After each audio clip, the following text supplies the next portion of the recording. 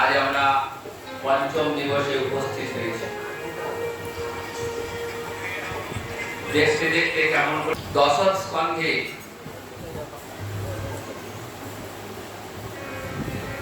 ভগবান শ্রীকৃষ্ণের আবির্ভাব লীলা বর্ণিত হয়েছে।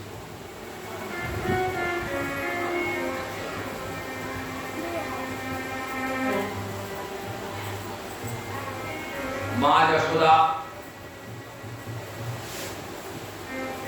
এবং পিতা আনন্দ তাদের আদরের গোপালকে পেয়ে আনন্দের সীমা নেই। কুলদেবতা নারায়ণ এবং গুরুদেবের কাছে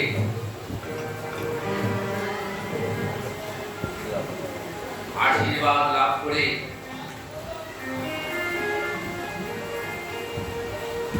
গোপালকে পুত্র রূপে পেয়েছে।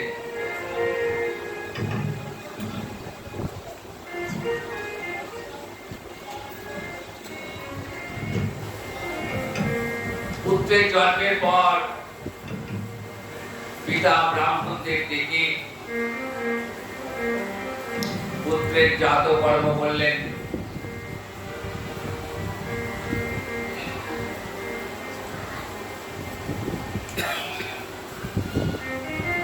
এই সময় বৃন্দাবনে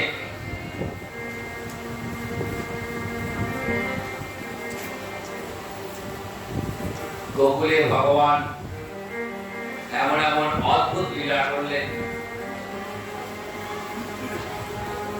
যে লীলা দর্শন করে ব্রহ্মাদি দেবগণ পর্যন্ত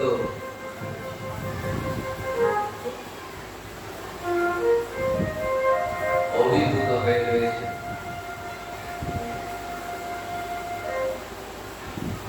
যখন মাত্র 6 দিন বয়স, 6 দিনের শিশু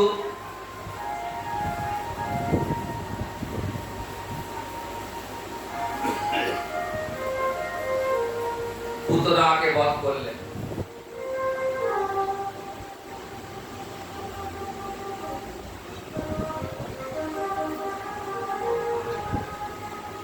মহারাজ কংস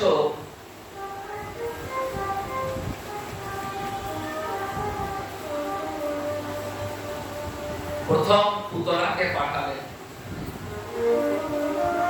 যে নন্দ গোকুলে 10 দিনের কম বয়সী যত শিশু আছে সমস্ত শিশুকে এক ঘাট থেকে হত্যা করে। কারণ কংস বুঝতে পারছেন না যে আমার হত্যাকারী শ্রীহরি কোথায় জন্মেছে। তাই গোকুলের যত বাচ্চা আছে সমস্ত বাচ্চাকে হত্যা করে।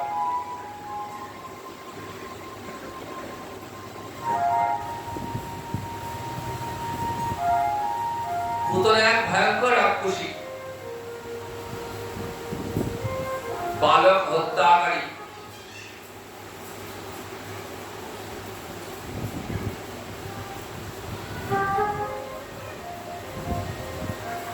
গোকুলে এসে বহু বাচ্চাকে হত্যা করেছে। তারপরে এলেন মা যশোদার গৃহে।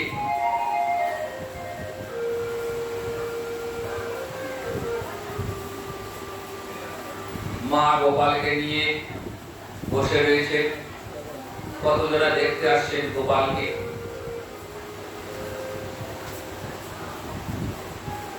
মা ভাবলেন হয়তো সেরকমই কেউ হবে, অচেনা অজানা অনেকেই আসছেন। মাতৃস্নেহে মায়ের বেশ ধরে এসছেন, তো তাই মাতৃস্নেহে গোপালকে কোলে তুলে আদর করছে।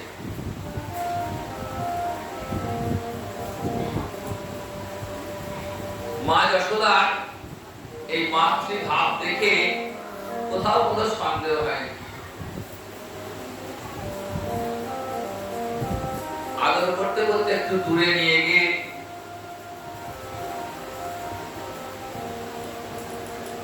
গোপালকে স্তন্যদান করছে।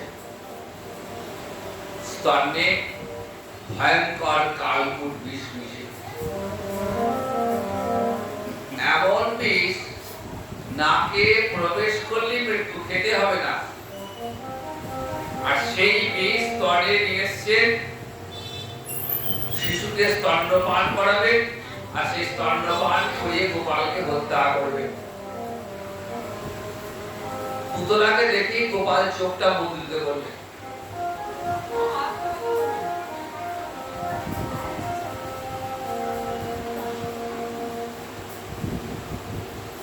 চোখ মুদ্রিত কারা করলেন?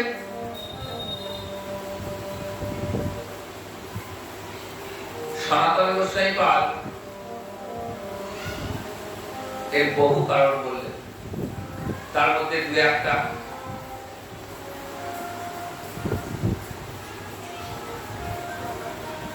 প্রথমত,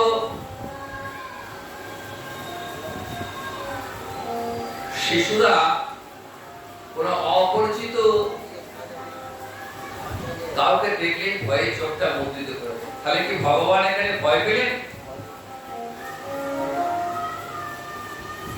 ভয় হারি ভগবান, যার ভয়ে মৃত্যু দেবতা যমরাজ, আর সেই ভয়কারী ভগবান কিনা পুতনার ভয়ে চোখ মুদ্রিত করেছে। না, এটা হতে পারে না। চোখ মুদ্রিত করার কারণ সম্পর্কে বলছেন, আসলে ভগবান বৈষ্ণব বিদ্বেষী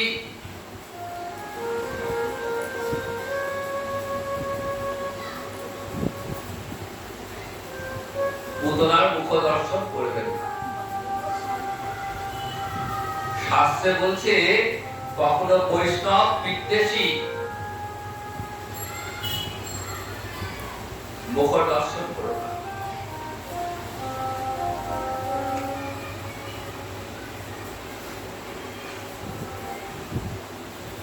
যে দেশে নিতাই নাই সে দেশে না যাব, নিতাই বিমুখ জনার মুখ না হেরিব, নরোত্তম দাস ঠাকুর বলছে। যেখানে নিতাই ভজনা নেই, যেখানে গৌর ভজনা নেই, যেখানে কৃষ্ণ ভজন নেই, সেই স্থানে কখনো যাওয়া উচিত না। আবার কৃষ্ণ মনে মনে ভাবছেন যে পুতনা রাক্ষসী হলেও সে আমাকে বিষ দিতে এসছে, ঠিক কথা।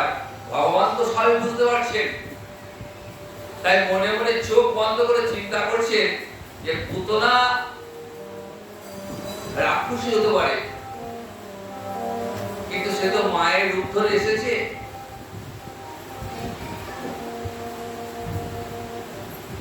কাজে পুতনা যদি আমাকে বিষ দেয়, তাহলে বিনিময়ে আমাকেও তো কিছু দেওয়া দরকার। তাই ভগবান চিন্তা করছেন আমি পুতনাকে কি দেব। তাই চোখ বন্ধ করে ভাবছেন। এরকম বহু কারণ গোস্বামী পাল বর্ণনা করেছেন। পুতনা আদর করতে করতে মা যশোদার চোখের আড়াল করে স্তন্য পান করাচ্ছেন, আর মনে মনে ভাবছেন যে খা খা, এই তো শেষ খাওয়া। আর গোপাল মনে মনে ভাবছেন যে তোমার কি ভয় লাগবে,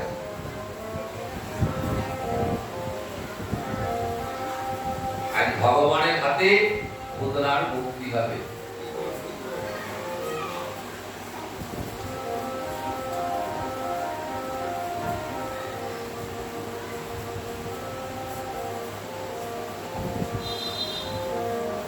নরম মাড়ি দিয়ে পুতনার স্তন চূষণ করছে। পুতনা ভাবছে ওই ছেলেটা তো কিছুই হচ্ছে না,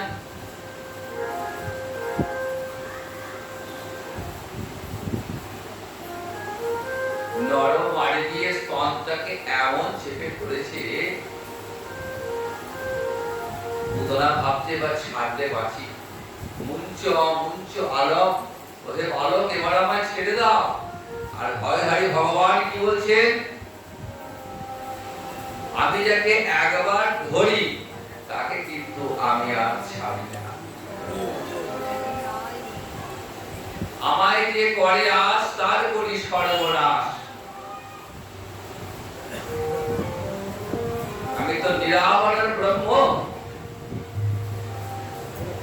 তাই আমি শত্রু মিত্র বুঝি না। আমাকে যে স্পর্শ করবে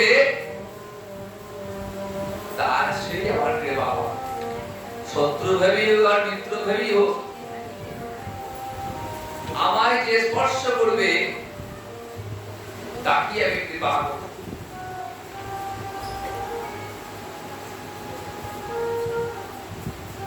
ছোট্ট নরম মারি দিয়ে স্তন চূষণ করতে করতে পুতনার পঞ্চ প্রাণকে হরণ করে। আর পুতনা ভয়ঙ্কর চিৎকার করতে করতে, যন্ত্রণায় ছটফট করতে করতে পুতনার আসল রূপটা বেরিয়ে এসেছে, এক ভয়ঙ্কর রাক্ষসী। বিশাল চেহারা নিয়ে যখন মাটিতে পড়লো, ভুজে থেকে কয়েক হাত দূরে, বিশাল চেহারা, যেন মনে হচ্ছে কোনো আস্ত পাহাড় মধ্যে ভেঙে পড়ছে।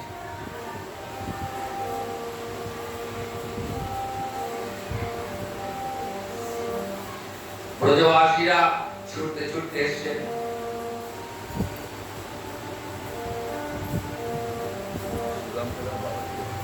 শব্দ,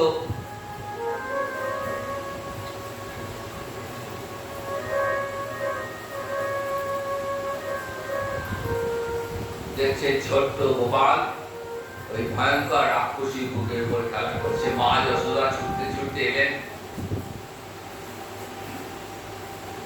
আমার গোপালের কোনো ক্ষতি হয়নি তো? মায়ের কেমন বাৎসল্য স্নেহ দেখুন। মা জানে না যে আমার গোপাল স্বয়ং ভগবান, এই অনন্ত কোটি ব্রহ্মাণ্ডের নিয়ন্ত্রক তিনি। মা জানে না আমি আমার গুরু কৃপায়, নারায়ণের আশীর্বাদে আমি আমার গোপালকে পেয়েছি। তাই গোপালের জন্য ভগবানের নারায়ণের কাছে প্রার্থনা করে, হে প্রভু আমার সন্তানকে যেন রক্ষা করো। ভাবছে কি অমঙ্গলের চিহ্ন।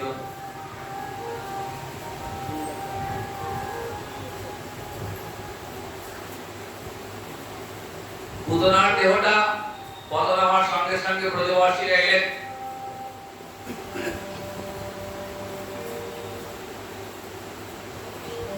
দেহটাকে টুকরো টুকরো করে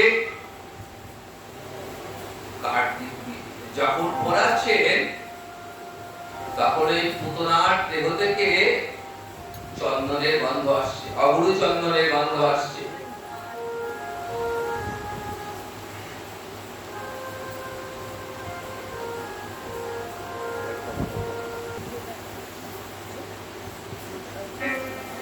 পরিচিত অবাক হয়ে শুনছে।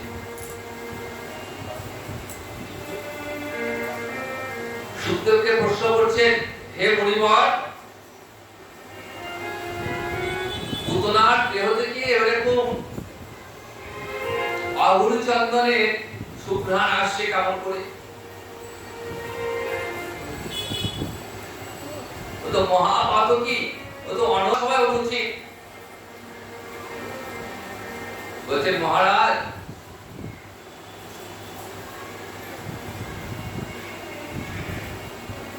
পুতনার মৃত্যু হয়েছে কি করে বলুন তো? স্বয়ং ভগবানের হস্তে। ভগবানের হাতে যার মৃত্যু হয় তার পরম গতি লাভ হয়। তাই ভগবানের আরেক নাম হতারি গতি দায়।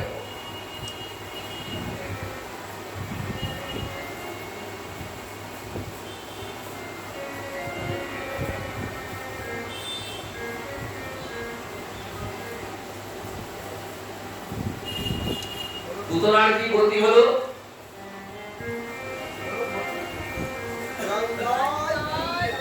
পুতনা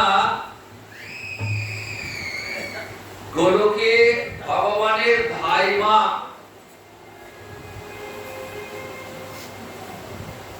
গোলকে ভগবানের ধাইমা রূপে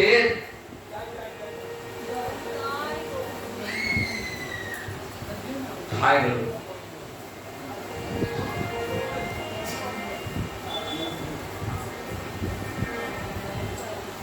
নাম হলো কিলিন্দিকা।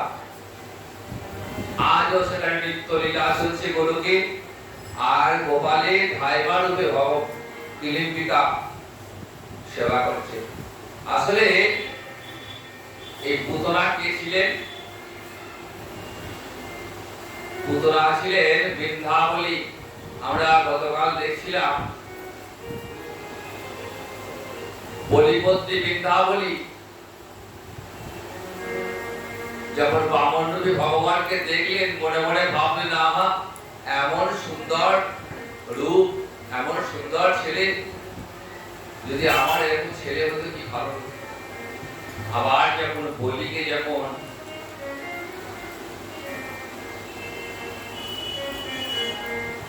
আটকালেন বরুণ পাশে, তখন বৃন্দাবলী মনে মনে ভেবেছিলেন এমন ছেলেকে বিষ দিয়ে মারাই উচিত। তো ভগবান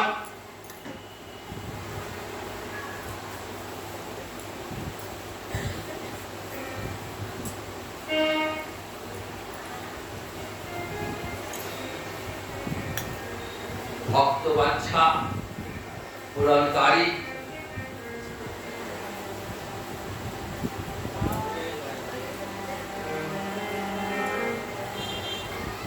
সেই বৃন্দাবলীর মনের বাসনা পূরণ করবার জন্যই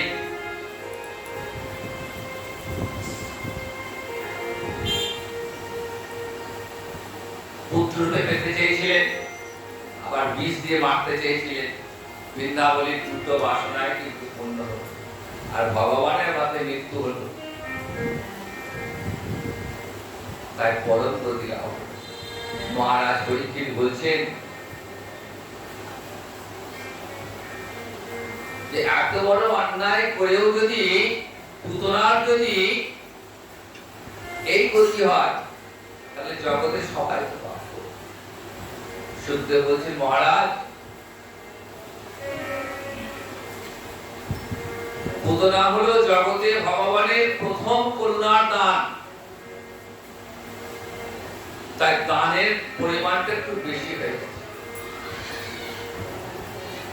সত্যি পুতনার দানটা একটু বেশি হয়ে গেছে, কারণ পুতনা হচ্ছে ভগবানের প্রথম পংক্তির দান। কোন অনুষ্ঠান বাড়িতে দেখবেন যারা প্রথম পংক্তিতে বসেন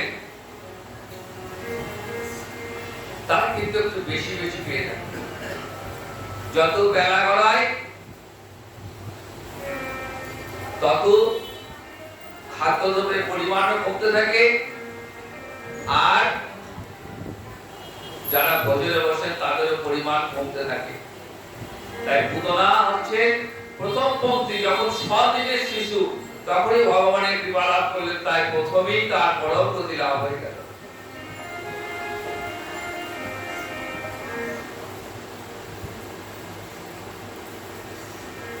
পুতনা বলছেন যে এমন দয়ালু ভগবান জগতে আর কি আছে? আমি মা হয়ে তাকে বীজ দিয়েছি, আর সে বিনিময়ে আমাকে অমৃত দান করলেন। তাই যদি ভজনা করতে হয় একমাত্র এই ভগবান শ্রী হরি কি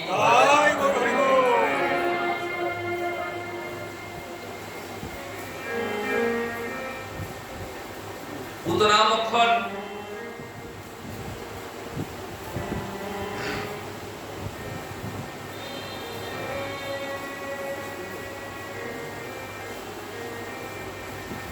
লীলা শেষ। গোপাল ধীরে ধীরে বড় হচ্ছেন।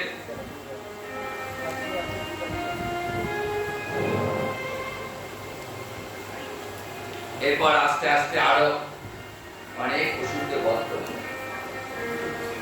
সকটা আসুর বধ করেছেন, তৃণাবর্তকে বধ করেছেন, আর এমন এমন সব লীলা করেছেন। বৃন্দাবন তো মাধুর্যের ধাম, তাই মাধুর্যের ভূমিতে কখনো ভগবান তার ঐশ্বর্যতা প্রকাশ করেন। পুতনামক্ষর লীলাতেও ভগবানের ঐশ্বর্যের প্রকাশটা কেমন হয়েছে? মাধুর্যের অন্তরালে ঐশ্বর্যের প্রকাশ। কখনো মাধুর্যকে অতিক্রম করে ঐশ্বর্য প্রকাশিত হয়নি, কারণ এখানে মধুময় বৃন্দাবনে মধুময় ভগবানের মাধুর্য সত্তার বিকাশ। এখানে ভগবান ব্রজবাসীদের তার ঐশ্বর্য কখনো দেখান, কারণ ব্রজবাসীরা জানে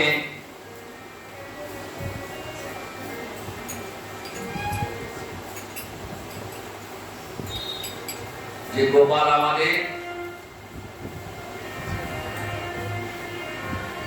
পেটের সন্তান, গোপাল আমাদের সখা, গোপাল আমাদের প্রাণদাতা।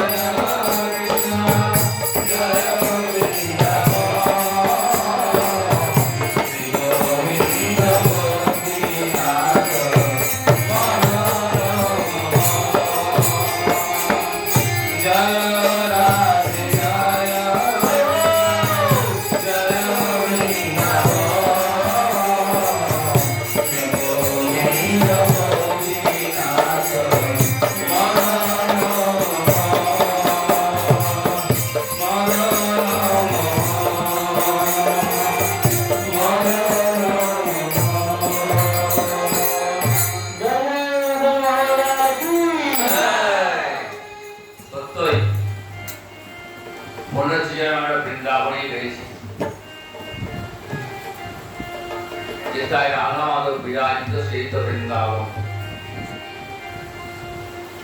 যেথায় ভক্তগণ সমাহিত সেই তো বৃন্দাবন।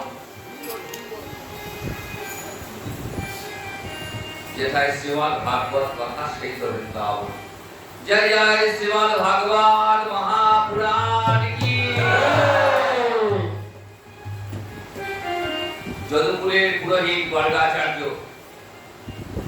বসুদেবের দ্বারা প্রেরিত হইয়া নন্দালয়ে উপস্থিত হইয়া রোহিণী নন্দন এবং যশোদা নন্দন উভয়ের নামকরণ করলেন। কত রকমের নাম রাখলেন।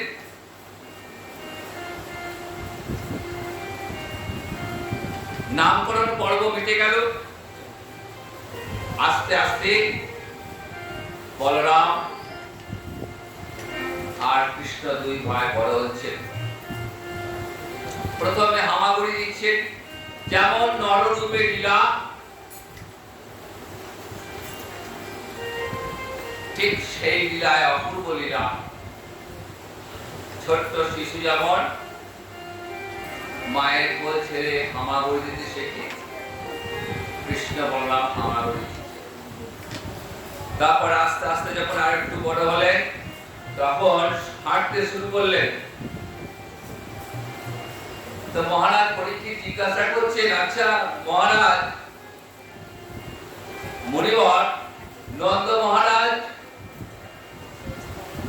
কি এমন মহৎ পুণ্য কর্ম করেছিলেন যে স্বয়ং ভগবান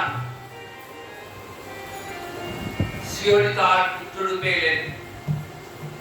মা যশোদাই বা কি এমন পুণ্যবতী ছিলেন যে তিনি ভগবানকে পুত্র রূপে লাভ করলেন? উত্তরে সুখদেব গোস্বামী পাদ বলছেন, শুনুন মহারাজ,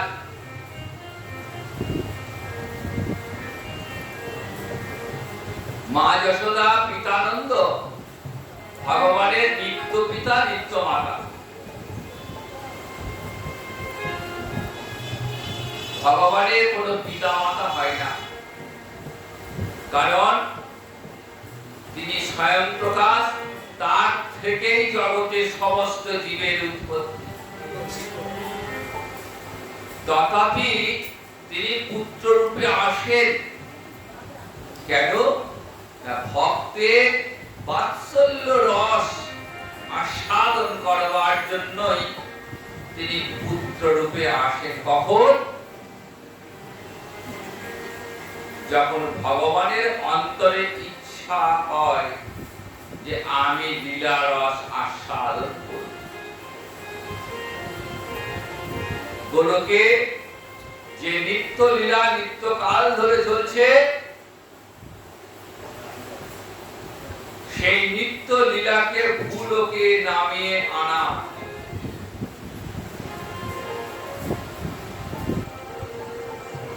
কেন?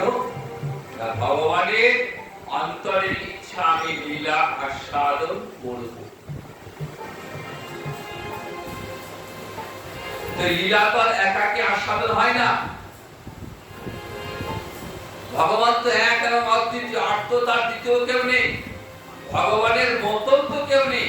তিনি স্বয়ং, তিনি এক, তিনি অদ্বিতীয়।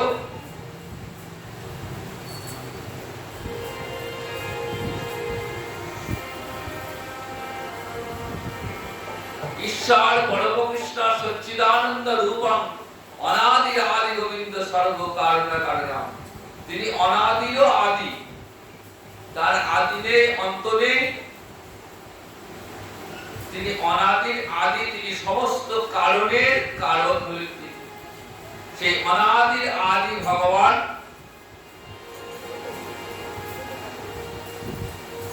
সচ্চিদানন্দময় বিগ্রহ। তিনি যখন ইচ্ছা করেন যে আমি আমার লীলা আস্বাদন করব, তখন ভগবানের লীলা সহায়িকা যোগ মায়া ভগবানকে আনন্দ দানের জন্য এমন এমন সব কীর্তি করেন যে স্বয়ং ভগবানও জানতে পারেন না। কারণ স্বয়ং ভগবান যোগমায়াকে এই আদেশ দিয়েই রেখেছে, হে যোগমায়ে, আমার আনন্দ হয় এমন যে কোনো বিষয় তুমি আমাকে না জানিয়েও করতে পারো।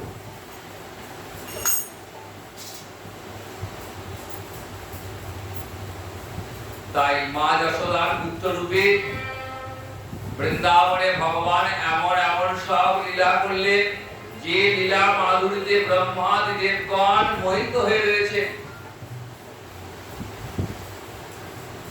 যখন সামান্য একটু বড় হলেন না, হাঁটতে শিখেছেন গোবিন্দ,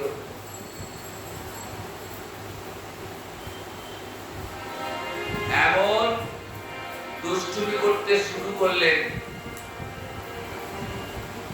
ব্রজবাসীদের ঘরে ঘরে গিয়ে ক্ষীর দলি মাখন সব চুরি করে মা ঘরে আমার গোপাল খাবে বলে সব থেকে যে গরুর গাভীর দুধ মিষ্টি, সেই কালো গাভীর দুধ থেকে দলি প্রস্তুত করতে, যে আমার গোপাল খাবে। ক্ষীর ছাড়া মাখনে অভাব নেই ঘরে, কিন্তু মায়ের খাবারটা খাবে না। ব্রজের ঘরে ঘরে মায়েরা যে সব ক্ষীর দলি মাখন প্রস্তুত করে রেখেছে, সেইগুলো চুরি করতে, গিয়ে যদি না পায়, হয়তো লুকিয়ে রেখেছে, পাচ্ছে না, কি করবে? ছোট্ট গোপাল তো ইচ্ছে করে ঘরের মধ্যে হিসু করে দেবে। কোন শিশু শুয়ে আছে, বসে শিবটি কেটে দিয়ে চলে আসবে, চিৎকার করতে কাঁদতে লাগলো। মা সে সময় শিশুকে নিয়ে ব্যস্ত হয়ে পড়ল। প্রতিদিন যশোদা মায়ের কাছে অভিযোগ, আজ তোমার গোপাল এই করেছে, আজ তোমার গোপাল ওই করেছে, অভিযোগের শেষ নেই।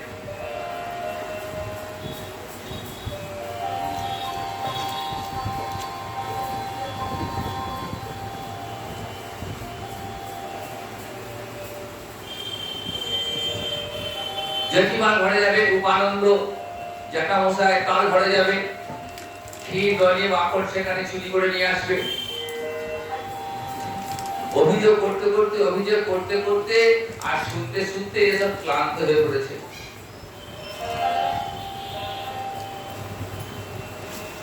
একদিন হয়েছে কি, জেঠিমা হাতে নাতে ধরেছে,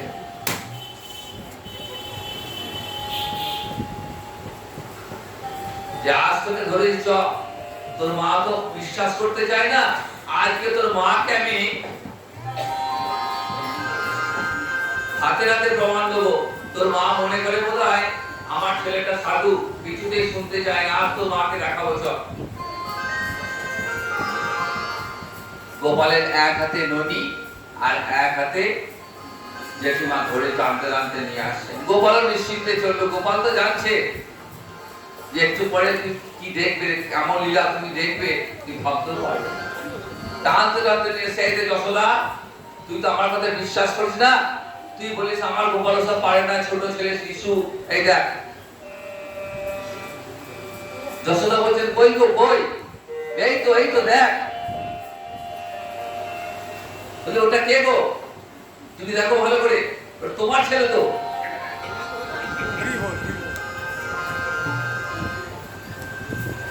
জেঠিমা তাকিয়ে দেখে, ঠিক তার ছেলে বটে, গোপাল তো নেই। লজ্জায় প্রমাণ করতে পারলেন না, লজ্জা পেয়ে গেছেন, ফিরে যাচ্ছেন, আর গোপাল বাইরে দাঁড়িয়ে আছে। জেঠিমা, এরপর যদি পরে এনেছো না, এরপর জ্যাঠা বসাইছে না, ধরে দেবো। তো এরকম বদমাইশি। মা আর পেরে উঠছেন না। শীতকালের দিন মা গোপালের জন্য ক্ষীর দলি ছানা প্রস্তুত করেছেন। সত্যব্রত মুনি ভগবানের সেই লীলা ধ্যানে দর্শন করছেন।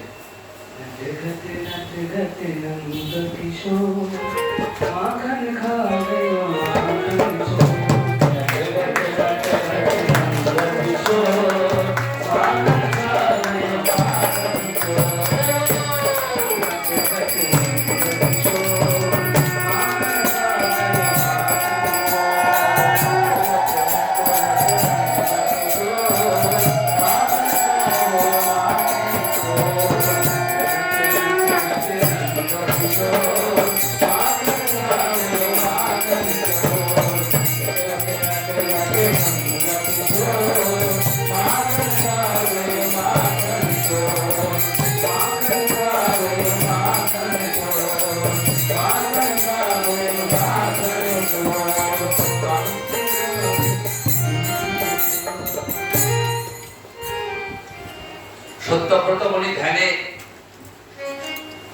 দর্শন করছেন সেই অপূর্ব দামবন্ধন লীলা। নমামি ঈশ্বরং সচ্চিদানন্দ রূপং লসৎ কুণ্ডলং ব্রজধায়মানম।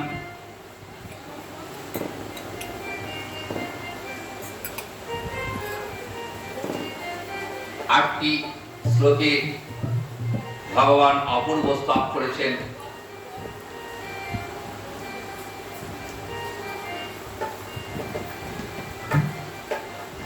এই দামবন্ধন লীলা ভগবানের এক অপূর্ব লীলা। দামোদর মাসে আমরা রাধা দামোদরের কীর্তন করি, আর সেই কীর্তনের মধ্য দিয়ে দামোদর লীলাগুলো খুব সুন্দর করে বর্ণিত হয়েছে। মূলত দুটি লীলা বর্ণিত হয়েছে, একটা দামবন্ধন লীলা এবং একটি যমলার্জুন লীলা। এই দামবন্ধন লীলার পরেই যমুনার্জুন লীলাটি হয়েছিল। তো সেই অপূর্ব স্তবটা আমরা একটু শুনে নিই।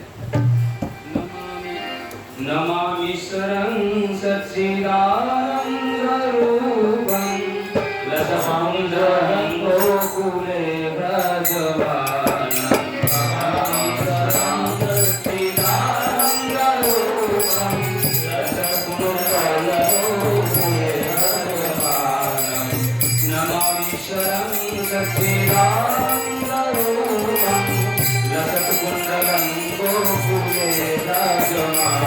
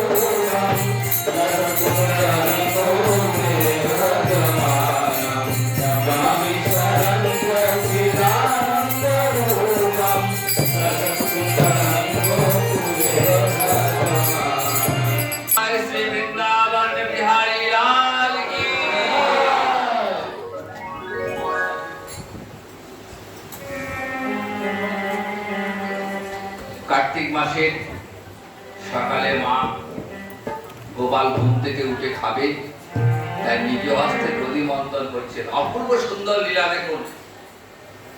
বিস্তারিত বলার সুযোগ নেই, সংক্ষেপে সংক্ষেপে বলে যাচ্ছি।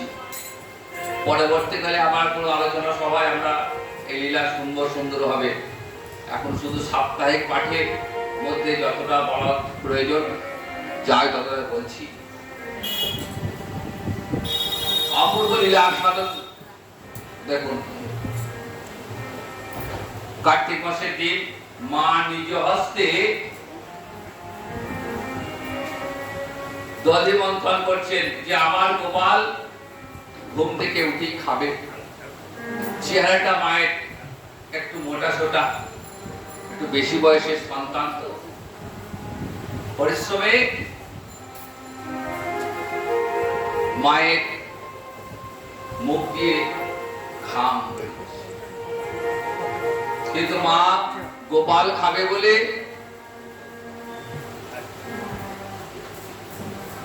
নিজ হস্তে প্রস্তুত করছেন, কারণ অন্যান্য যারা মা যশোদা যারা সেবিকা তারা সব অন্যান্য কাজে ব্যস্ত রয়েছেন। পরের দিন অন্নকূট উৎসব। এই দামবন্ধন লীলার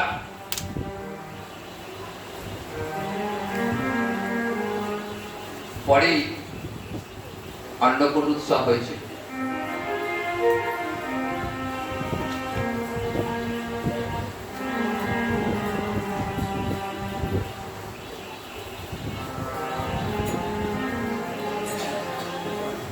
গোপাল ঘুম থেকে উঠে দেখছে কাছে মা নেই। শিশুরা যেমন হয়, শিশু ঘুম থেকে উঠে প্রথমে আগে মাকে চায়।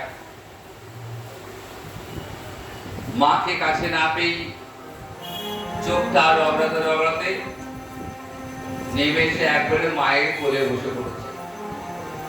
আজের দধি মন্থনের যে দণ্ডটা সেটা চেপে ধরেছে। উদ্দেশ্যটা কি বুঝতে পারছেন? ছোট শিশু ঘুম থেকে উঠে একটু মায়ের কোলে বসে একটু স্তন্যপান করবে, আর মা কাজে ব্যস্ত। গোপাল স্তন্যকাম হয়েছে, দেখুন কেমন লীলা, দেখুন স্বয়ং ভগবান। গীতায় বলছে, জ্ঞানীরা বলছেন যে ভগবান তো এই জগতে কোনো কিছু আহার করে না। ভগবানের আবার খিদে লাগে নাকি? ভগবান খায় নাকি? কিন্তু গীতায় ভগবান নিজ মুখে বলছেন আমি খাই, আমি খাই। পত্রং পুষ্পং ফলং তয়ং যো মে ভক্তা প্রযচ্ছতি ভক্ত উপরিত অস্মামি প্রযতাত্মন। আমি খাই তো খাই, তবে সবার হাতে খাই না। আমি যার তার হাতে খাই না। আমি কার হাতে খাই জানো? যে ভক্ত আমায় অন্যান্য মনে কায়ে মনোবাক্যে আমাকে সেবা করে ভালোবাসে।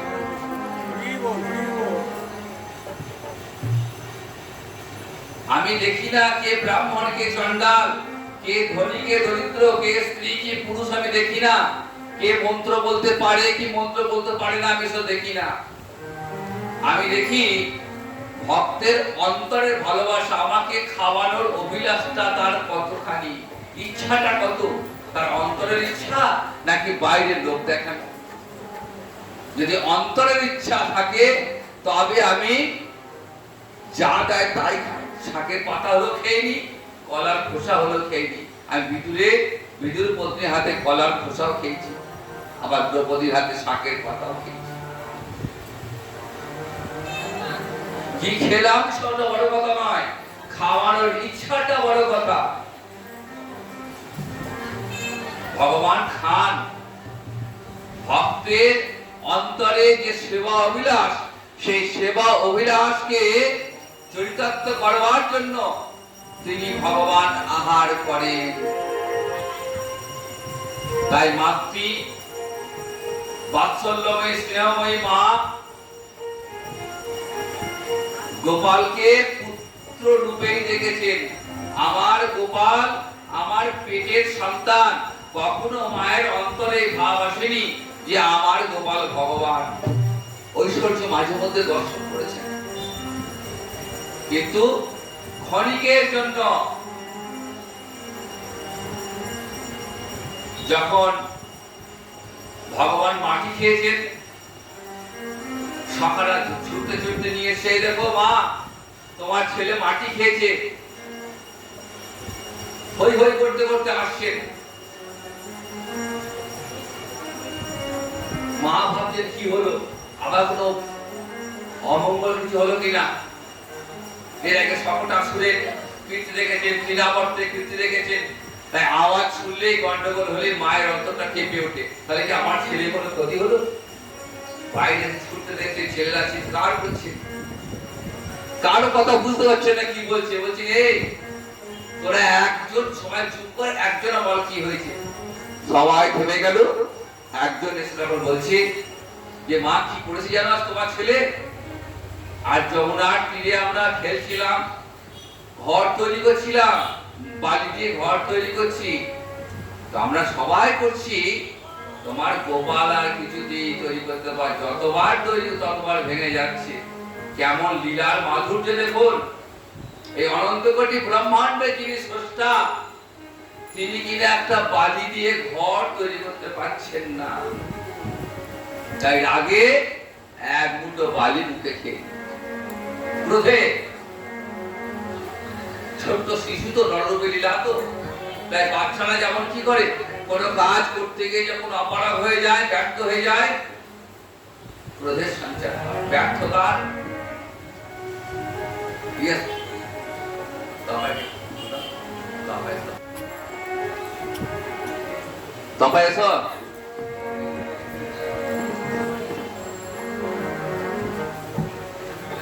মুখে মাটি ভরেছে, ছেলেরা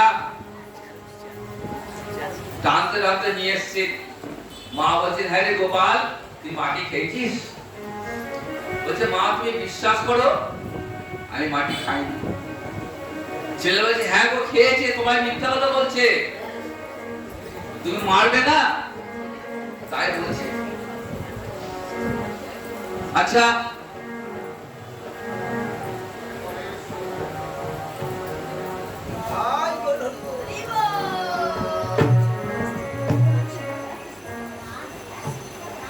শ্রীরাম সুধা মিথ্যে বলছে, কিন্তু আমার বলরাম সাথে মিথ্যে বলে না।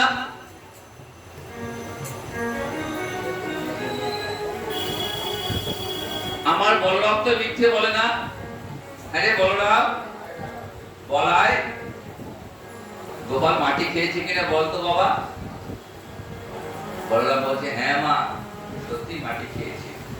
তখনও গোপাল বলছে, বিশ্বাস করো মা, দাদা বললেও আমি খাইনি। বেশ, অত কথায় কাজ নেই। আচ্ছা গোপাল, তুই হাঁ কর দেখি এখন।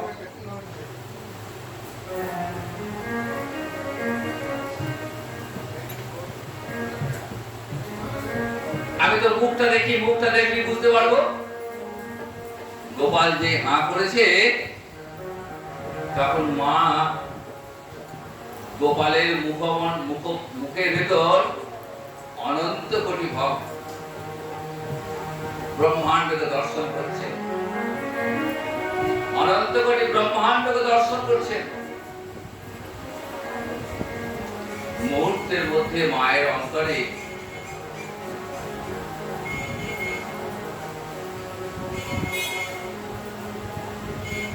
অভিমান যে আমার পুত্র, যে আমি কি দেখছি, এটি সত্যি নাকি আমি স্বপ্ন দেখছি। বাৎসল্য স্নেহ চলে গিয়ে সেখানে ঐশ্বর্য বোধ জন্মেছে মায়ের অন্তরে। মা ভাবতে তাহলে কি আমার গোপাল কে? গোপাল দেখছেন তো আমার মায়ের অন্তরে বাৎসল্য চলে যাচ্ছে, সঙ্গে সঙ্গে আবার ওই রূপটা সংবরণ করবে। দেখুন, মাকে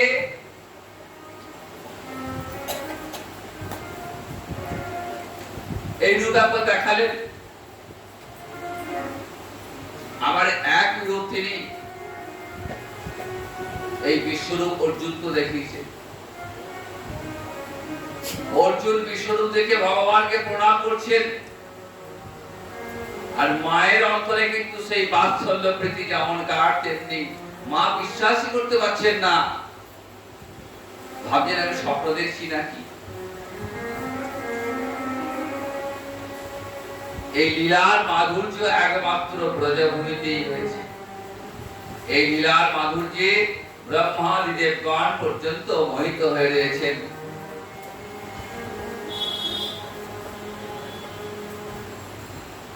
মা দধিভাণ্ড ভাঙার অপরাধে গোপালকে বন্ধন করছেন। চুল বাঁধার ফিতে দিয়ে বাঁধবেন গোপালকে। তোর দুষ্টুমিতে আমি আর পেরে উঠছি না, আজ আমি তোকে বেঁধে রাখবো। এক হাতে লাঠি আর এক হাতে গোপালকে ধরেছে।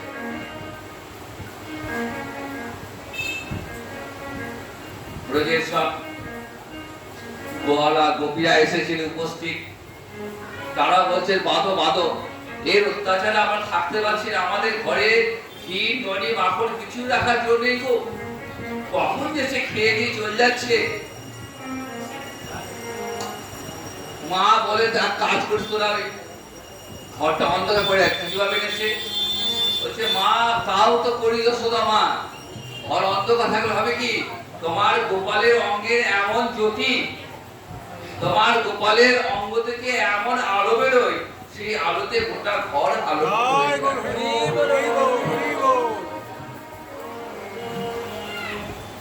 তাহলে কাজ করে উঁচু সিঙ্গা উঁচুতে টাঙিয়ে রাখবি,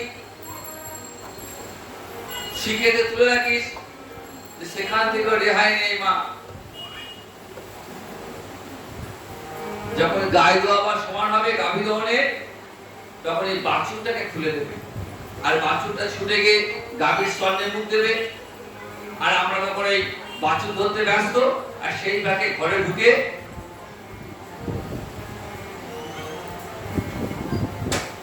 সকালেকে নিয়ে পিঠের উপর চেপে চেপে চেপে চেপে ওইখানে থেকে ভাগ ছাড়ে খেয়ে জলি মাখন খেয়ে হাওয়া ছুট। তাই আর সুযোগ যখন পেয়েছে বেঁধে রাখো। হরি ভগবান অনন্ত কোটি ব্রহ্মাণ্ডের সৃষ্টিকর্তা ভগবান, যাকে বন্ধন করার কোনো সম্ভাবনাই নেই, সেই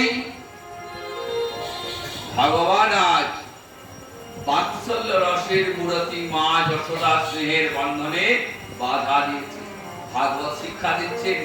যদি ভগবানকে যদি বাঁধতে চাও, পেতে চাও, তাহলে এই মায়ের মা যশোদার মতো ভালো।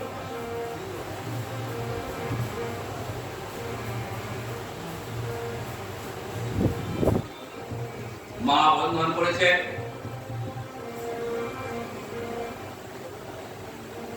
পিতা এসে বন্ধনটা খুলেছে, থামা করে দিচ্ছে। মা যশোদার অঙ্গনে একটা দুটো যমজ বৃক্ষ ছিল, যমন অর্জুন।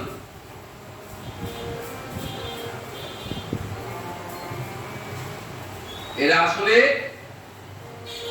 অভিশাপগ্রস্ত হয়েছে, নারদের কাছে অভিশাপগ্রস্ত হয়ে মা যশোদার অঙ্গনে বৃক্ষ জন্ম প্রাপ্ত হয়েছিলেন।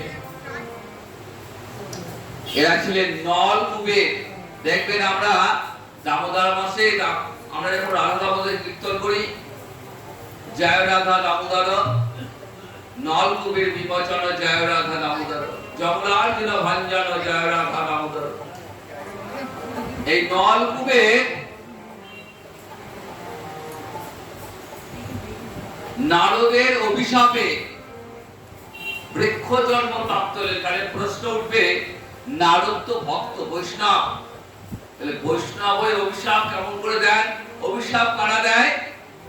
বিষয়ভোগী জীব যারা, তারা অভিশাপ।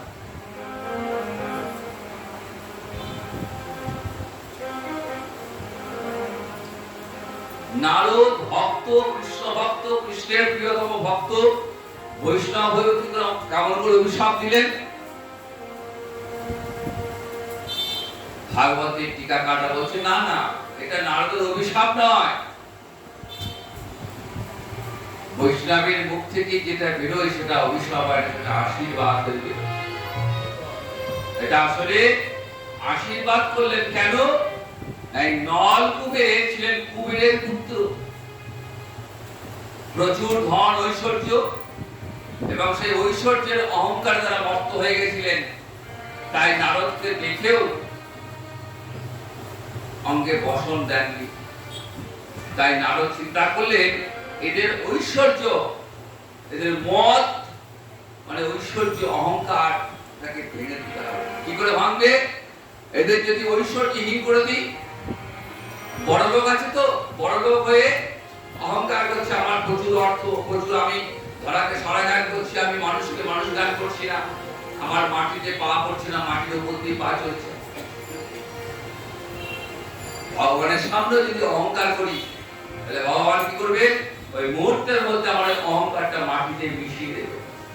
নলকূপেরকে মিশিয়ে দিলেন। নারদ বলেন, আগে এদের অহংকারটা ধ্বংস করব, তারপরে এদের কৃষ্ণ ভক্তি দান করব।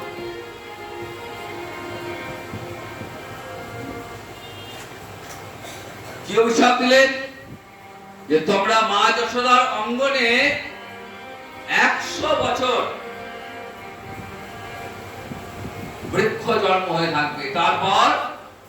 তারপরে যখন ভগবান শ্রীকৃষ্ণ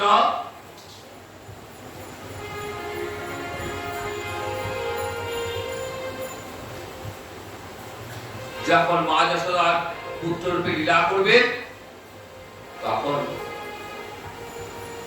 ভগবানের হাতে তোমাদের মুক্তি হবে। তো আজকে সেই নলকূপের মুক্তি হামা করে দিতে চলেছেন। উদুফলের সঙ্গে বেঁধে রেখেছেন মা। উদুফলটাকে নিয়ে হামলা করে দিচ্ছেন। কেমন ভগবানের ঐশ্বর্য সেখানে মাধুর্যে পরিভূত, তাই ঐশ্বর্যটা প্রকাশ নেই। হামা করে দিচ্ছেন, টানছেন উদুফলটাকে।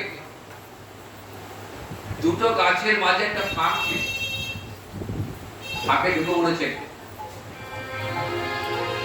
আর উদুফলটা আটকে গেছে।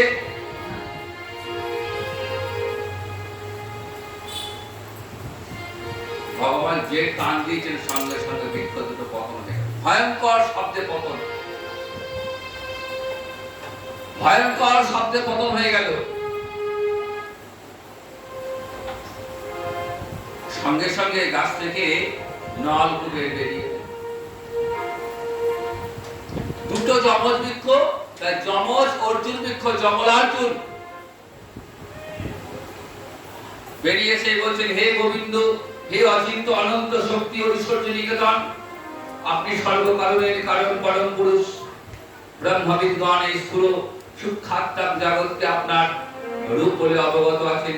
সকল ভূতের দেহের ইন্দ্রিয় সকলে আপনি একমাত্র পরিচালক, অন্তর্যামী পুরুষ আপনি। কৃষ্ণ কৃষ্ণ মহাযোগী সমাদ্য পুরুষ বড় ভক্তা ভক্তমীরঙ্গ বিশ্বঙ্গ রূপম তে ব্রহ্মণাবিদু। আপনি তো বড় মঙ্গলময়, আপনি শান্তমূর্তি, আমরা আপনার অনুচর কুবেরের পুত্র। আপনি আমাদেরকে প্রতি দৃষ্টিপাত করিয়ে উপদেশ দানে আজ্ঞা করুন। আমাদের মতো জীবের আপনার দর্শন লাভ হলে একমাত্র দেবর্ষী নারদের অসীম অনুগ্রহের পর। হে প্রভু, আমাদের একটাই অনুরোধ, বাণী গুণানুকথনে শ্রবণং কথায়াং হস্ত উচ্চকরে মহর্ষি মনস্তব পালয়াং স্মৃত্বাং শিরস্তব নিবাস জগৎ প্রণামি দৃষ্টি শতাং চ দর্শনে হন্ত ভবতুলাম। সুখদেব বলছেন, নলকূপের এবং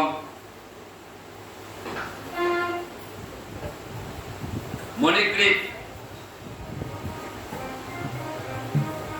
গোকুলেশ্বরের স্তুতি করলেন। উদুফলে বন্দী অবস্থাতেই ভগবান হাসতে হাসতে বললেন, হে যক্ষ পুত্রদ্বয়, তোমরা দুজনেই তো ধনগর্বে গর্বিত ছিলে, তাই পরম দয়াল নারদ তোমাদেরকে অভিশাপ প্রদান করে মহানুগ্রহী করেছেন। আমার ভক্তের নিকটে যারা অপরাধ করে, আমি কখনো তাদের মুখ দর্শন করি না। তিনি তোমাদের সেই অপরাধ গ্রহণ করেননি, তিনি ধনের অভিমানে নানান দোষ গাইয়া তোমাদেরকে সেই দোষ দূর করিবার জন্য অভিশাপ দিয়েছেন। তাই তোমরা বৃক্ষজনি লাভ করে ধনাভিমান উচ্ছেদ করেছো। এই দেবর্ষিপাদের ওই অভিশাপ তারা অনুগ্রহ করলেন তাদেরকে। সাধুনাং সমচিত্তানাং সুতরাং মৎকৃত্বানাং দর্শনান্না তবেদ বন্ধ পুংস হর্ষ সবিতুর যথা। এইরূপে ভগবানের আশীর্বাদ লাভ করে নলকূপের এবং মণিগ্রীব নিজেদেরকে ধন্যবাদ জানিয়ে শ্রীকৃষ্ণের নিকট থেকে বিদায় নিলেন। হে দামোদর, আমরা যেখানেই যাই কিংবা অবস্থান করি না কেন, যেন আপনার অপার কৃপা ভক্ত বাৎসল্যের কথা কখনো বিস্মিত না হয়। ভগবান শ্রী বললেন, দেখো তোমরা আর এখানে এক মুহূর্ত থাকবে না। ব্রজবাসীরা দেখলে অসুবিধা হয়ে যাবে, তোমরা এখনই এখান থেকে চলে যাও। নলকুবে মণিগিরি ভগবানকে প্রণাম করে অপূর্ব স্তব করে সেখান থেকে চলে গেলেন। বিশাল বৃক্ষের পতনে ব্রজবাসী ছুটে কি হলো, এসে দেখছেন ওই ভয়ঙ্কর বৃক্ষ গাছ দুটো মাটিতে পড়ে গেছে। আর গোপাল উতুখালে বন্ধন অবস্থাতেই যেমনকার হামাগুড়ি টানছে। অবাক হয়ে গেলেন মা যশোদা, পিতা নন্দ অবাক হয়ে গেলেন। ব্রজবাসীরা বলছে, তোমার গোপালই ফেলে দিয়েছি জানো? বলছে, না না, আমার গোপাল কি করে ফেলবে? ওই অত বড় গাছটা আমার গোপাল ফেলতে পারে?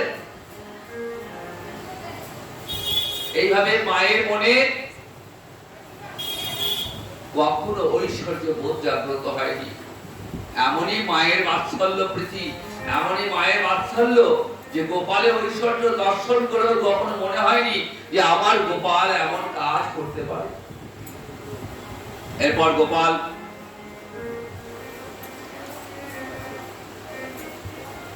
আস্তে আস্তে আরো বড় হচ্ছে। যখন একটু বড় হলো তখন গোপাল আবার গোষ্ঠে যাবে।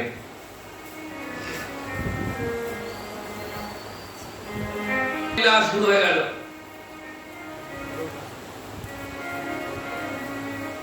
শ্রীরাম সুদাম দাম বসুদাম সকল বালকগণের সঙ্গে ভগবানের অপূর্ব সেই গোচারণ লীলা। মা যশোদা সকালবেলায় গোপালকে সাজিয়ে গুজিয়ে দিয়েছেন। গোপাল আবার চলেছেন গোষ্ঠে।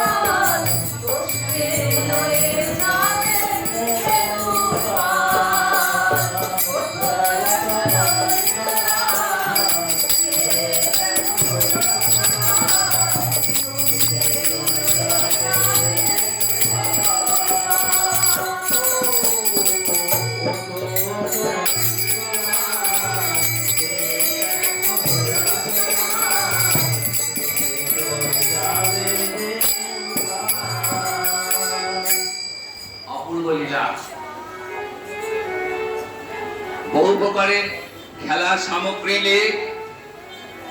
লইয়া তারা ব্রজভাবে অনতিদূরে গোবৎস চালন করিতেন।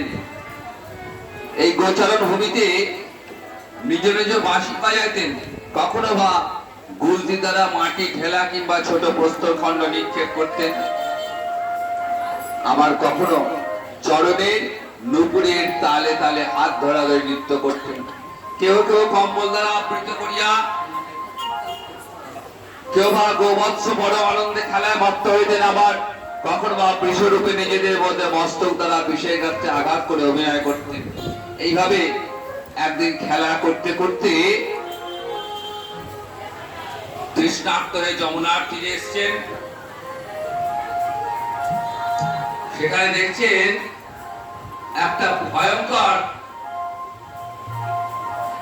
বিশাল আকারের পর্বত খণ্ডের মধ্যে একটা চোখ। আসলে সে একটা বকের রূপধারী ভয়ঙ্কর অসুর। ভগবান শ্রীহরি কি করলেন? বাকাসুরে ওই ঠোঁট দুটো সঙ্গে সঙ্গে ছিঁড়ে দিলেন। একইভাবে বাকাসুরের ভাই অগাসুর সে এক এসেছিল ভয়ঙ্কর অজগর সাপের রূপ ধরে।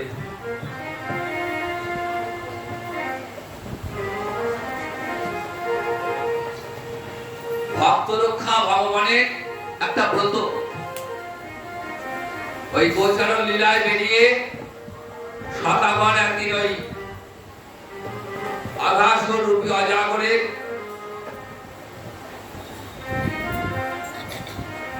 মুখমণ্ডলে প্রবেশ করেছেন।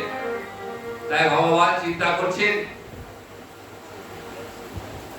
এরা তো প্রবেশ করলো, তাহলে এদেরকে বাঁচাবার জন্য তো আমাকেও যেতে হবে। আর অগাসুর অপেক্ষায় রয়েছে কতক্ষণে ওই বকারি বেশরম প্রতিষ্ঠা মানে না অপেক্ষা করছেন। বকারি মানে ভগবান শিবকে বলছেন, বক হত্যা করেছিলেন বক রূপী অসুরকে, তাই ভগবানের এক নাম বকারি।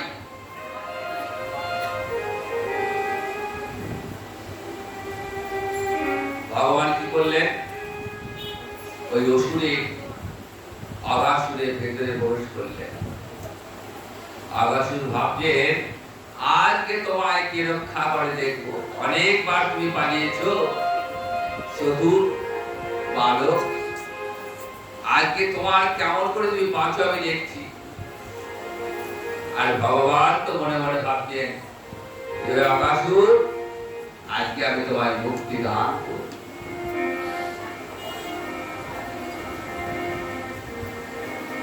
ভগবানের সখারা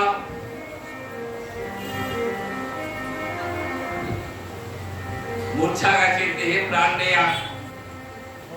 ভগবান কি করলেন? বাইরে বালক রূপ আর ভেতরে গিয়ে এমন দেহটাকে বিস্তৃত করলেন যে অগাসুরা সেটাকে ধরে রাখতে পারছে না, ভাবছেন না পারছেন, গিলতে না পারছেন বার করতে। একটা সময় অগাসুরের মৃত্যু। ভগবান অগাসুরের বদন থেকে সখাদেরকে নিয়ে এলেন, অমৃত বর্ষী দৃষ্টি দিয়ে তাদেরকে সব বাঁচিয়ে। আর অগাসুরের যে পঞ্চ প্রাণ, সেই পঞ্চ প্রাণটা ওই গোবিন্দের চরণে, চরণকে প্রদক্ষিণ করে চরণে বিলীন হয়ে গেল। আকাশ মার্গে ব্রহ্মা দর্শন করছেন। ব্রহ্মা ভাবছেন যে সেই কবে আমি দেবকীর গর্ভকে স্তুতি করেছি, তারপর তো আর আমার খোঁজ নেওয়া হয়নি। সেই বালকটা কোথায়? আমার আনা ভগবান তিনি আছেন কেমন, কোথায় কি লীলা করছেন, আমাদের একবার জানতে হবে।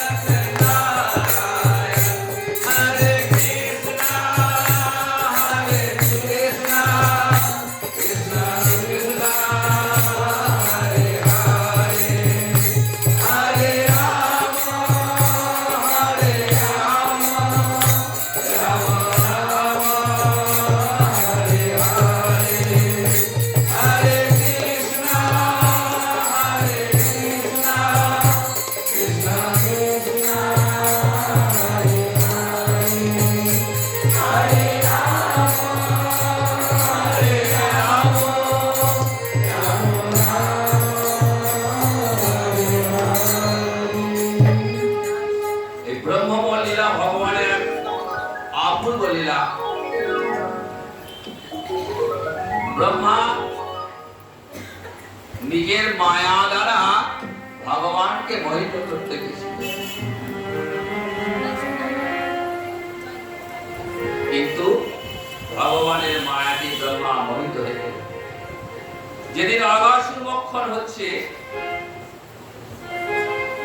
ভগবান হংসপৃষ্ঠে ব্রহ্মা সেই লীলাটা দর্শন করছেন। দেখলেন এই অগাসুরের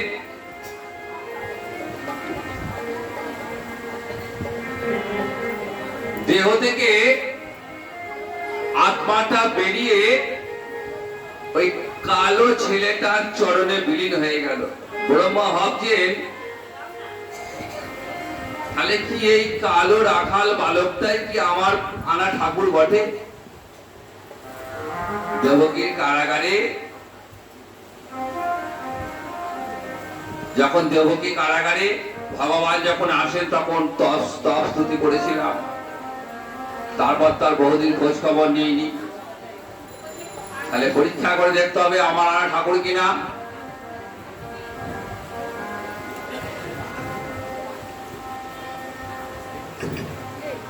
অগাসুর মক্ষণ লীলা শেষ করে ভগবান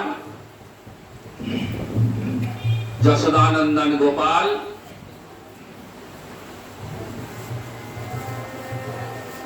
সখাগণকে সঙ্গে নিয়ে যমুনা পুলিনে ভোজন করছে।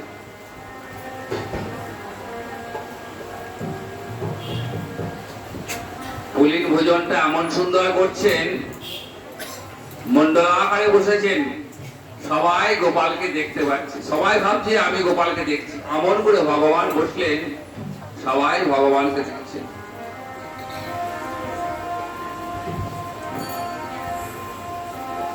ব্রহ্মা কি করলেন, গোবৎসগুলো অনেকটা দূরে মাঠে ঘাস খাচ্ছিল, গোবৎসগুলিকে হরণ করে নিয়ে গেলেন, ব্রহ্মলোকে রেখে দিয়ে গেলেন।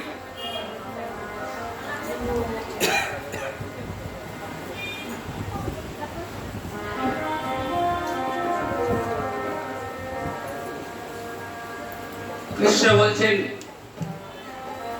সন্ধ্যে লেগে গেল, এখনো গোবৎসগুলো ফিরছে না তো, তাহলে বলছে যে তাহলে তোরা খেলা করে, আমি দেখে আসছি। দেখতে গেছেন, এদিকে সখাদেরকে ব্রহ্মা হরণ করে নিয়ে গেলেন ব্রহ্মলোকে।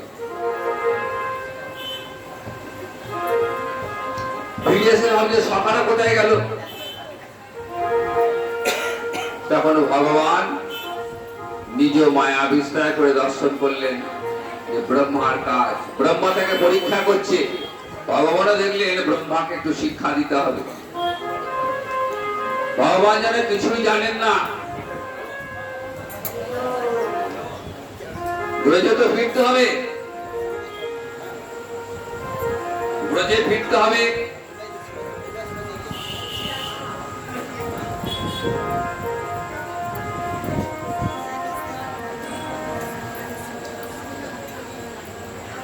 মায়েরা তো বলবে আমার ছেলেরা কোথায় গেল। তখন ভগবান কি করলেন, নিজে একদল সখা সৃষ্টি করলেন, আর একদল গাবি বাছুর সৃষ্টি করলেন, ঠিক যেমন ছিল সেরকম। ভগবানের লীলা সহায়িকা যোগমায়া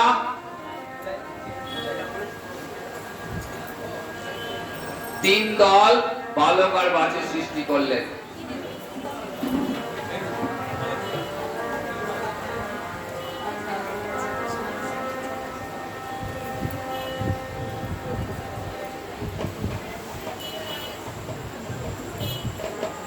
একদল বালক বাছুর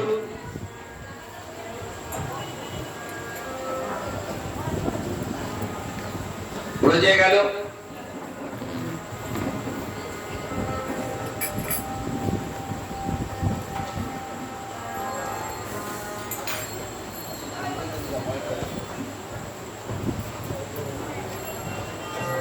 আর একদল বালক বাছুরকে ব্রহ্মলোকে রেখে এরপর লীলা চলছে যেমনকার তেমনি। 1 বছর পর যখন ব্রহ্মা আসছেন, ব্রহ্মা এসে দেখছেন যে আমি যে বালক বাছুরগুলোকে চুরি করে গেছিলাম সেগুলো তো ব্রজে আবার যেমনকার তেমনি রয়েছে। তাহলে আমি যেগুলো চুরি করে সেগুলো চলে এসছে নাকি?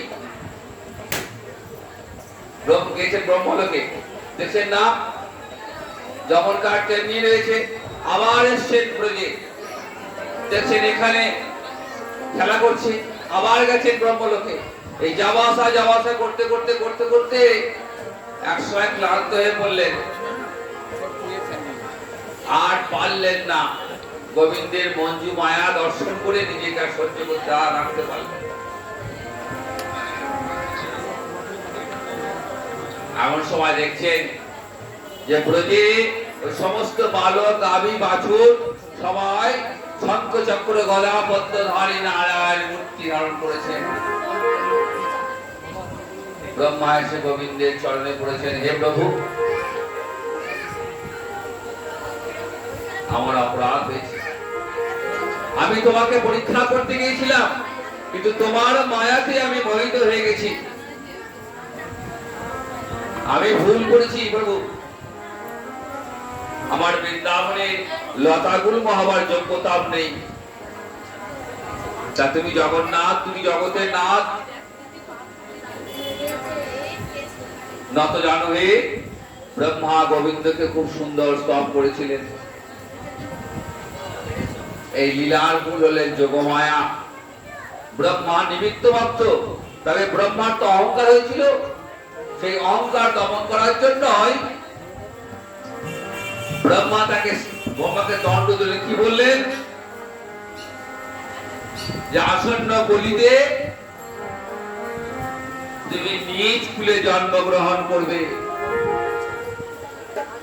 ব্রহ্মাকে বললেন যে তুমি নিজ কুলে জন্মগ্রহণ করবে এবং সেই ঘরে জন্মগ্রহণ করে জগতে হরিনামের মহিমা প্রকাশ করবে।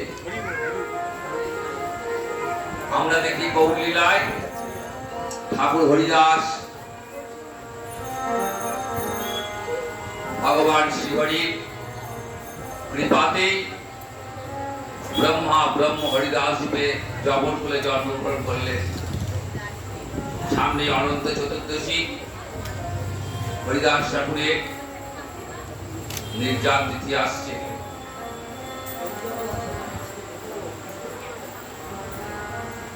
এরপর রেণুকাসুর বধ করলেন।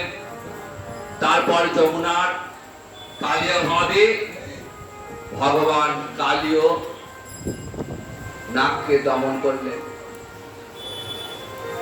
ব্রজবাসীদের রক্ষা করবার জন্য বৃন্দাবনের বনের আগুন তিনি পান করেছিলেন। আরেকটি অপূর্ব লীলা বস্ত্রহরণ লীলা। এই বস্ত্রহরণ লীলার মধ্য দিয়ে আত্মসমর্পণ লীলা, গোবিন্দের চরণে আত্মসমর্পণ লীলা। ব্রজবাসীরা ব্রজের গোপীরা আমাকে সত্যি ভালোবাসে কিনা, তাদের কৃষ্ণের প্রতি কতটা ভালোবাসা, সেটা দেখবার জন্য, পরীক্ষা করবার জন্য গোবিন্দ বস্ত্রহরণ লীলা করেছিলেন। আজও দেখবেন যমুনাতে বস্ত্রহরণ ঘাট রয়েছে। ব্রজের গোপীরা যমুনাতে স্নান করতে নেমেছেন বসন রেখে, আর গোবিন্দ সেই বসন রেখে বলছেন, আসছেন দূর থেকে, বলছেন কৃষ্ণ আমাদের বসন দাও। বলছি উঠে এসে নিয়ে যাও। বলছেন আমরা কেমন করে যাবো, আমাদের দেওয়ানাবৃত। ভগবান বলছেন তোমরা দেহকে ভালোবাসো না আমাকে ভালোবাসো।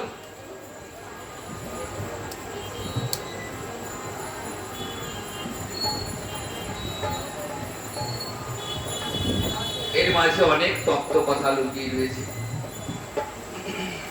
যাই হোক, ভগবান ওই ব্রজ বালাগণের কৃষ্ণ প্রীতিতে সন্তুষ্ট হলেন এবং তাদের বসন ফিরিয়ে দিলেন। আর সেই দিনে কথা দিয়েছিলেন যে আমি খুব শীঘ্রই তোমাদের সঙ্গে মিলিত হব।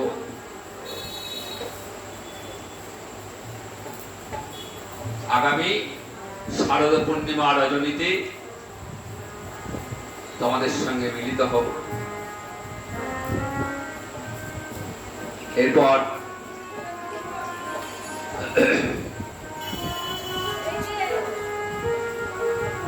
আরেকটি লীলা, অন্নভিক্ষা লীলা। ব্রাহ্মণ পত্নীগণের প্রতি ভগবান কৃপা করেছিলেন।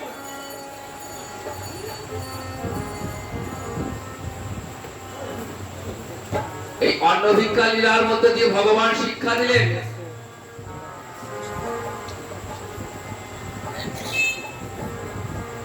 বেদ পাঠ করলে, যাগ যজ্ঞ করলে, তপস্যা করলে, ধ্যান করলে আমাকে পাওয়া যাবে না।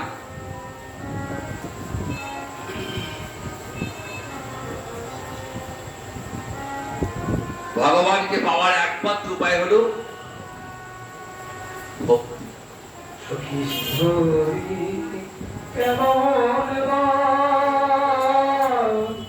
নাম শুনে যায়, এত প্রেম জাগে চোখে আনে এত জল। সখী সুন্দরী কেমন নাম শুনে যায়, এত প্রেম জাগে চোখে আনে এত জল। সখী শিহরি কেমন সে কি আসে পৃথিবীতে গাহি রাধা নাম শুনিতে। সে কি আসে পৃথিবীতে গাহি রাধা নাম শুনিতে। যার অনুরাগে বিরহ যমুনা, যার অনুরাগে বিরহ যমুনা হয়ে ওঠে অন্তর। সে হরি কেমন নামে যায়, এত প্রেম জাগে নাম শুনে যায়, এত প্রেম জাগে চোখে আনে এত জল। সখী সে হরি কেমন তারে বিনামে রাখিলে আসে। কোন রূপ কোন গুণ পাইলে সে রাধা সম ভালোবাসে। তারে বিনামে রাখিলে আসে। কোন রূপ কোন গুণ পাইলে সে রাধা সম ভালোবাসে। সখী শুনেছি সে রাধে কালো কালো কালো কালো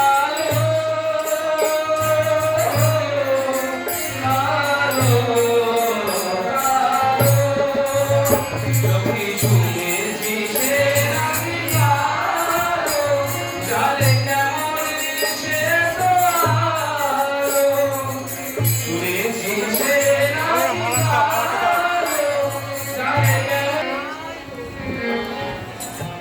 ভগবান শ্রীহরি বৃন্দাবন লীলা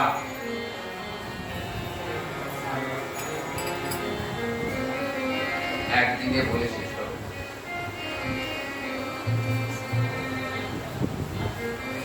প্রতিটি লীলাতেই শিক্ষা রয়েছে।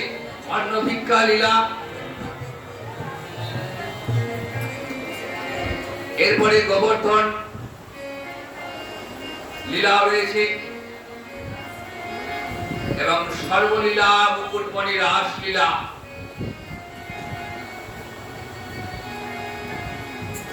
দশম স্কন্ধে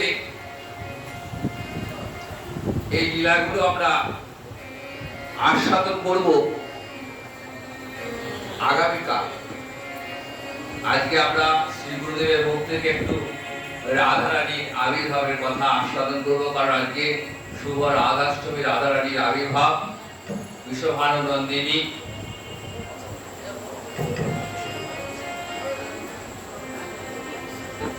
রাধারানী তিনি কে, আর তিনি কেনই বা বিষভানু নন্দিনী রূপে আবির্ভূত হলেন, সেই কাহিনী আমরা আজকে একটু আস্বাদন করে দেবো।